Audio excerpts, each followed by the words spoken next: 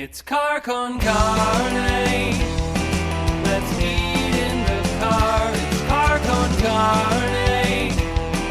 And now here's the star of our show, James Van Alstyne.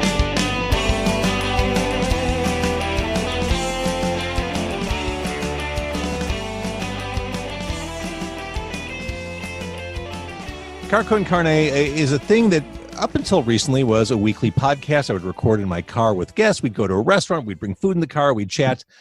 That's not happening for the foreseeable future because of COVID-19. We are all socially distancing ourselves. So this is, for all intents and purposes, quarantine con carne, carless con carne. Doing this every weeknights, maybe even some weekend nights too, talking over video chat with people who are also sequestered in their homes. And tonight, I have Mike Vinopal. He is the education director of the Hope for the Day charity. He's also in the band Local Motive, an accomplished local musician.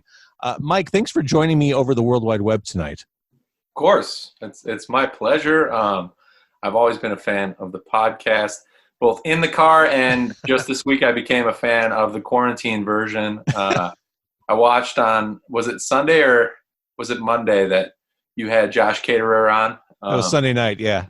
Yeah, and if you don't know about the Smoking Popes, go check them out, listeners, and also know that he's helped out with the Hope for the Day cause. Oh, great! That doesn't surprise me in the least. Yeah, he's an excellent guitar player, and excellent human being. So quickly, or elevator pitch wise, summarize what Hope for the Day is and does. I can do it in 2 words: proactive prevention. If you want to go a little deeper, it's the fact that we're a nonprofit movement empowering the conversation about proactive suicide prevention and mental health education. So we want to make sure people have new language, new skills to evolve and shape, how they talk about, think about, and respond to their mental health and that of others. Because as you likely are aware, we've inherited a good amount of bogus generational presumptions and things like that that we do currently use to shape our attitudes about mental health and the conversations we're having. So it's just about breaking that silence as a community. Well, one of the many reasons I wanted to talk to you.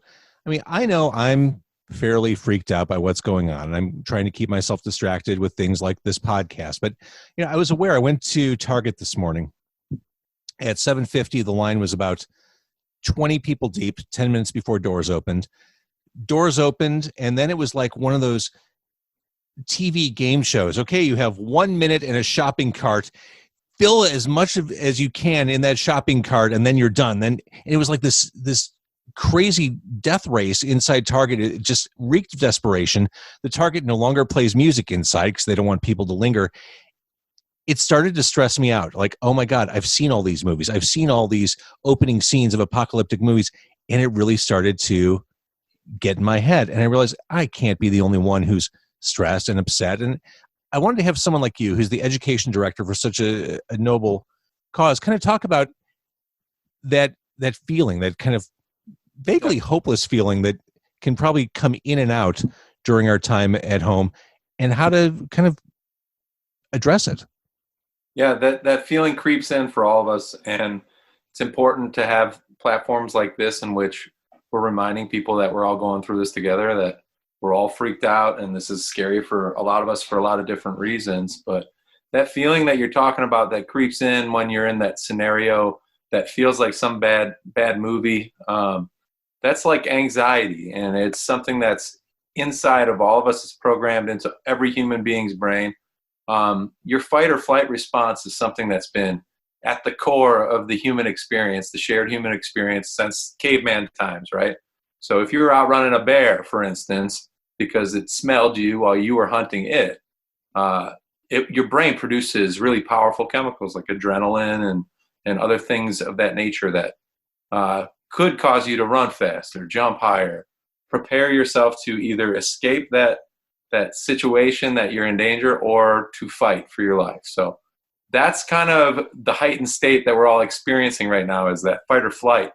And to tie it back to understandings that have been developed over the last 50, 60 years, that your brain is producing this response, these thoughts, feelings, and emotions that can make it very uncomfortable. It can really impact every quality, every facet of our life.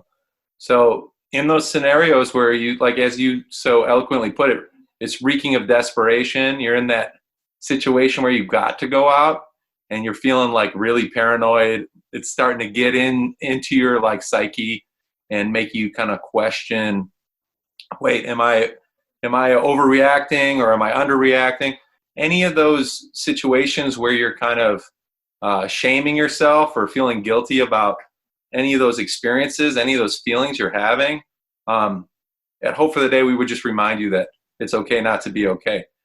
To be able to try and run counter to the generational stigmas that we've learned that say, hey, if I can't handle this, I'm not strong enough. That's really important right now, because the weight of the world's problems is a heavy, crushing thing. And we all know that other people had stuff going on before this pandemic kind of took over our lives. So those things didn't end either, just Right. because now we're all on quarantine. So having that respect, having that dignity for yourself and your experience, and knowing that, yeah, this is hard right now. And if you shed a tear, or you need to take some deep breaths, or you need to do some more things for your self-care to get through this without the cabin fever being detrimental to your quality of life, leave no stone unturned. Yeah. So Self-care is key, right? Yeah, and it might feel really, anxious at home, kind of pacing around looking for things to do, but throw yourself into a project is the best thing that I've found is working for me. Someone who lives with bipolar disorder. I was diagnosed when I was 31. So going through heightened anxiety much of my young adult life, we champion lived experience at Hope for the Day. So I get to take that story and those experiences that required me to develop a lot of coping skills and a lot of self-care strategies for me. Because, people always looked at me when I was younger as like a weirdo. And now as an adult, I'm like, yeah, I'm a weirdo, but here's some reasons why, and I'm okay with it. Let's normalize this conversation and share our tools, share our self-care strategies, invite each other to the party, even though it's going to feel like a mile wide gap to cross since we're doing it digitally. But Yeah. you can create community opportunities through the digital spaces.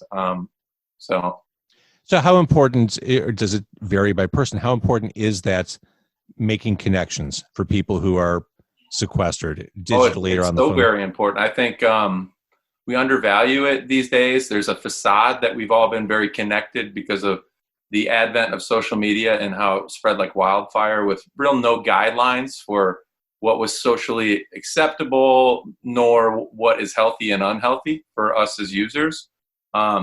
But the fact that it came on that way gave us this feeling of connection, but now it requires a little more effort to fulfill these like very fundamental needs in the shared human experience. I mean, we need that belonging and that love. Otherwise we kind of shrivel up like a plant, right? That's not getting water or sunlight. And if you're lucky enough, like me, to have at least one companion, Erin, my fiance, who works at Sip of Hope, the Hope for the Day social enterprise, they had to close the coffee shop as well. Yeah. So she's home, we're home, but we're trying to limit our exposure in every way possible, as well as no visitors. We got fur babies to keep ourselves company and ourselves. But if you're all alone out there, that's all the more reason to use the portal or use the Google Hangouts or the Zoom, the FaceTime. Yeah. Anything you can get your hands on. Give yourself that connection, even if it's a typing type of connection, because that could satisfy that need as well. If someone starts to spiral down and think that the only way out is to just completely check out, what resources do they have? What do you offer? Do I recommend? So there's a lot of stuff that's really wonderful out there. It's nice to see some of the community coming together and saying, hey, we know people need support right now. So there's a Chicago-based organization. They're national. They're called the Depression and Bipolar Support Alliance. That's DBSA. And their Greater Chicago chapter is the national office as well.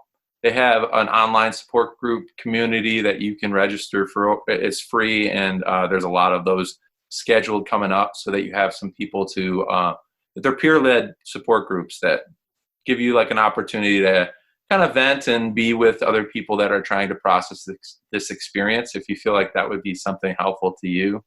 I know that Talkspace has published on their blog some free resources as well for community members that have either tried their services or have not, and different telehealth platforms are going to be some opportunities for people to get that professional level of care, to interface with a therapist if need be. So there's lots of those out there.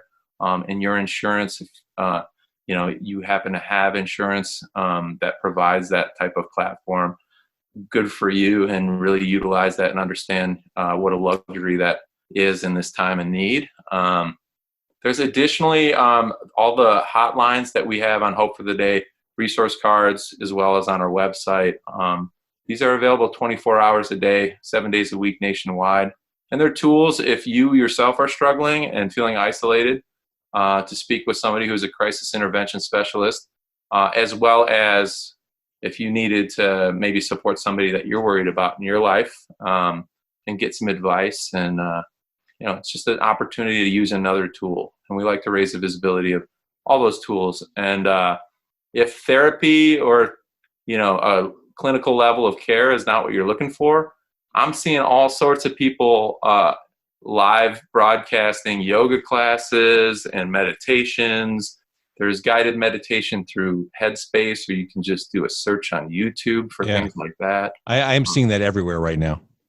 Yeah, I mean, it seems that people are trying to rally, like that Mr. Rogers meme going around, like look for the helpers in these times of crisis. And I've seen a lot of helpers out there, and it fills my heart with joy to know that some of these businesses that, many of them were probably thinking bottom line up until a point where they were like, hey, we have a service that can be helpful to people right now in these strange, dark times, and let's do the right thing, and let's cut some deals, offer some free licensing.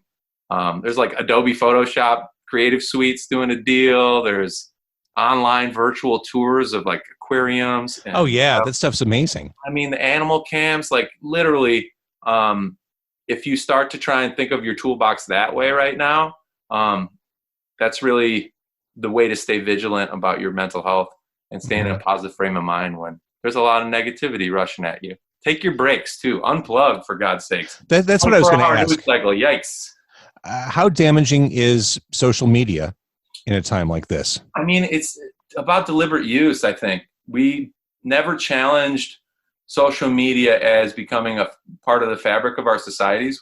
Nobody ever did. I mean, there was, the usual parent communities being like, oh, this is the devil and it's going to ruin our kids. But for the most part, we didn't set up guidelines. We didn't talk about how there are healthy ways to leverage this beautiful technology to enrich our lives, and how there are extremely toxic rabbit holes to go down as well, so that kids and even adults that are kind of tied to their phone can maybe reevaluate their relationship with their social media and maybe the effects that it is having.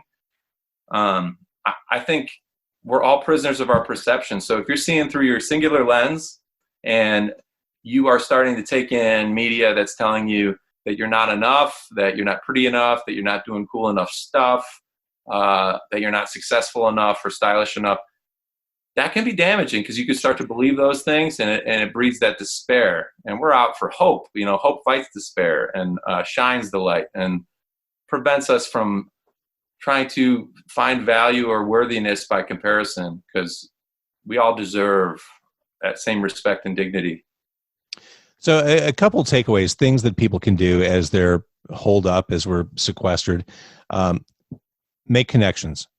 Real connections, whether it's something like you and I are doing, talking over video chat. I get to look in someone's eyes and have a conversation. That's meaningful. That is a great deal to me. Yeah. Or lean in on an interest or a hobby and just milk it. Like for me, I knew that this was going to be a challenging time. So I'm like, well, fuck it. I'm just going to do my podcast every night.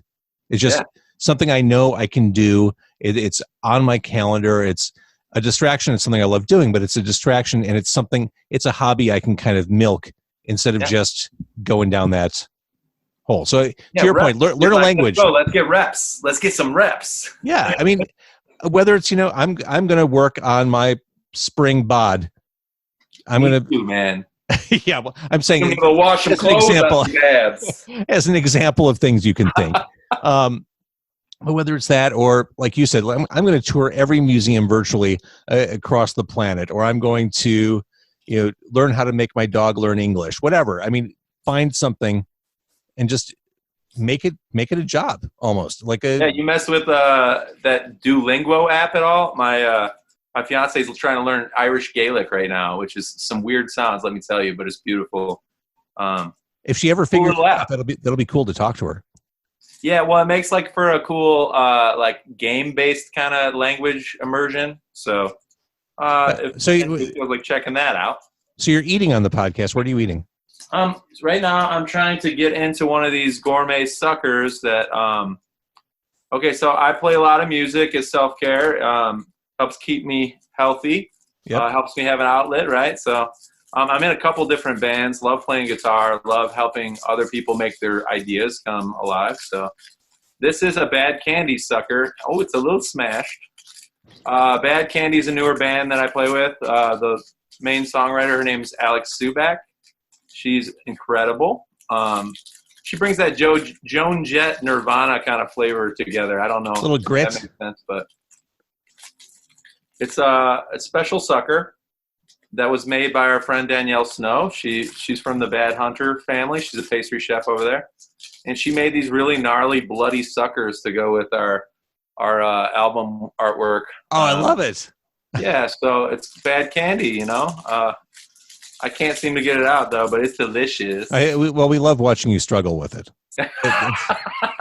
That's just life in a pandemic. I'm just going to watch this guy open up a sucker for 5 minutes.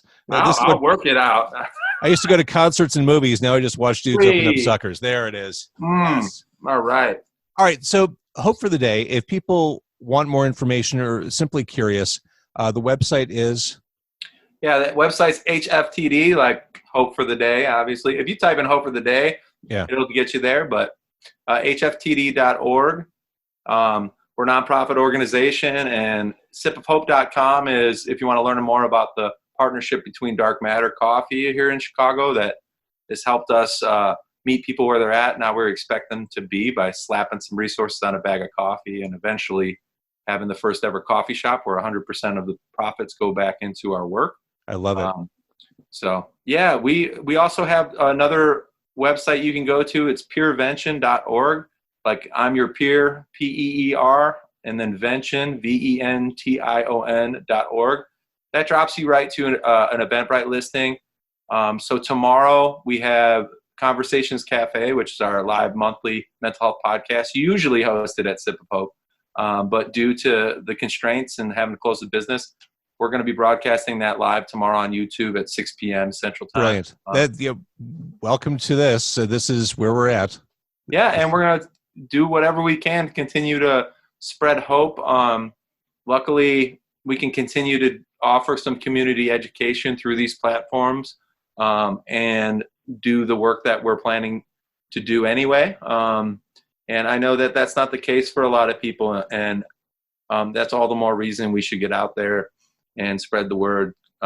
So look for more engagements with Hope for the Day and digital communities, because we got a lot of wonderful friends doing some cool stuff out there too to help the hospitality community that's hurting real hard, the live music community, and onward. I mean, the healthcare providers of this country right now are taxed heavily. Yeah, they're completely stretched. So, your first responders, everybody, just be thinking about how challenging this is for yourself, and then imagine that anybody else that you're talking to, it could be tenfold. You never know what people are experiencing on top of this pandemic. So be kind always, and go out of your way to do a little nice thing, even if it's just sending a meme. And in summary, it's okay not to be okay. Yes, indeed. Yes, indeed. Well said. I love that. I feel like I've heard it somewhere before. All right. As things progress, if we're stuck here for a long time, I may want to have you back on just to kind of Anytime, man. feel like a little Anytime. reset. But let's segue. I want to end on a fun note, Sure. which is weird after that conversation. But you're a musician. You're in local bands. Mm-hmm. We are in the Mike Cave. Surely you have an instrument nearby. I do. I have a special instrument. It's got a lot of mojo. My dad passed it on down to me. So he was a few years musician ago. too. Yeah. So my dad, he's from a family like 7 siblings. So he had 4 brothers. There was 5 boys and 2 girls in the family. So, and out of the 5 boys, 4 of them could sing a mean harmony, and we're just pretty naturally gifted with the music. So I grew up around that a lot, and love singing, love playing guitar, or picking up anything to make some musical sounds out of it. I love it. That's a great story. Do you feel comfortable playing on a webcam? Yeah, sure. Yeah, I think I got a perfect song actually. So, All right. And now, is this a locomotive song?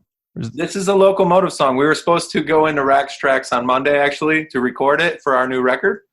But the good people at Rax Tracks are also trying to do their part for the greater good. So they had to cancel scheduled sessions for the indefinite future. And we'll get it back on the books. We'll get that shit recorded. Absolutely. But I can give you a special you can only hear it here kind of version. I love it. Yeah. That'd be great. All right, I'll let you get your gear. Let me put this sucker down too.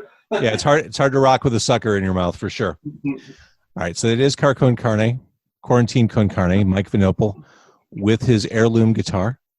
Yeah, this is my dad's Yamaha. Very nice. I think I'm gonna stand up just for rocking's sake.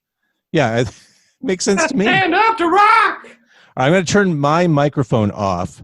Okay. Because you don't want to hear me in the background. How's this look? All right. It looks like you're ready to rock in your house. You got the winter coat next to you, the house plants. Nothing says rock and roll like this scenario right here. All right, cool. All right. So, What's the name of the song, Mike? the song is called "Supposed to Be," and I think it's perfect for right now because before the pandemic, it meant a lot to me about the relationships we find ourselves in, and sometimes when we struggle to, part ways because it's comfortable or whatever. And now it reminds me of, how we all thought things were going to be a certain way, and now we all have to kind of adjust and be flexible. So I thought it was perfect for right now. Very cool. All right, it's Mike Vinopal on guitar. Are you happy to be free now? Are you sad to be alone? Are you happy to be free now? Are you sad to be alone? I know sometimes it gets lonely. No one when you get home. And in the midnight hours, thinking how it all went wrong. I guess it's all supposed to be shades of dishonesty. I guess it's all supposed to be.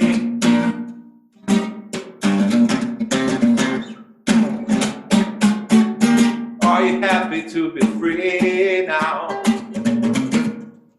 Are you sad to be alone? Are you happy to be free now? Are you sad to be alone?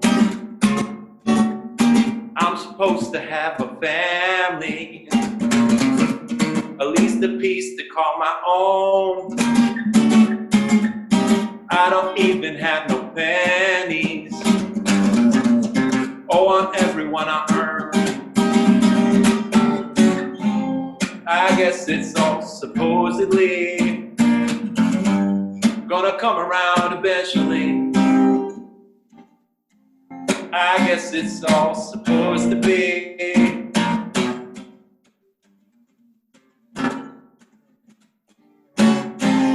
I guess it's all supposedly gonna come around eventually. I guess it's all supposed to be.